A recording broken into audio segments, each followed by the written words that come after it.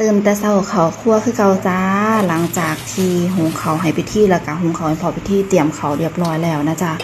แม่ก็สิเฮ็ดแนวกินต่อเมนูของพิธีมื้อนี้ผัดมักกะโรนีใส่ผักรวมแล้วก็ใส่ไข่จ้าแล้วก็ช่วงเที่ยงของเพิ่นก็สิเป็นว่าสิเฮ็ด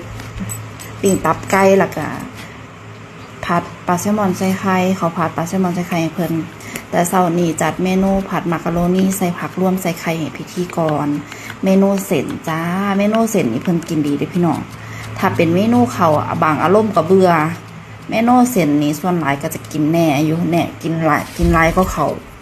จัดเมนูเส้นให้เพิ่นเฮาก็สิลวกผักก่อนลวกผักลวกเส้นให้สุกก่อนแล้วก็จังสิผัดที่หลังจ้าเพราะว่าถ้าผัดไปเลย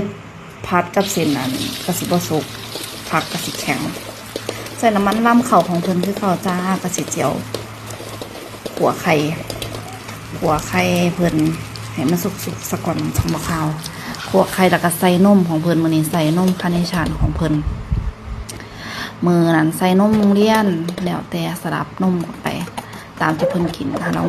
องเรากับบางเทื่อก็ให้คิวแต่ว่าส่วนใหญ่ก็จะไว้ให้เพิ่นกินตัวนี้ก็จะเป็นใส่คาร์เนชั่นจ้าคาร์เนชั่นใส่จักหน่อยนมที่เพิ่นกินแล้วก็จะพัดใส่กับเส้นแล้วก็ผักแล้วก็ใส่ไข่ใส่ซอสของเพิ่นจะเป็นซอสมะเขือเทศแล้วก็พริกนัวง่าม่อนง่าสามสีที่ใส่ให้เพิ่นละนิดละน้อยพี่น้องจ้าปรุงอ่อนเมนูเด็กหน่อย1 ขวบจ้าเมนูเส้น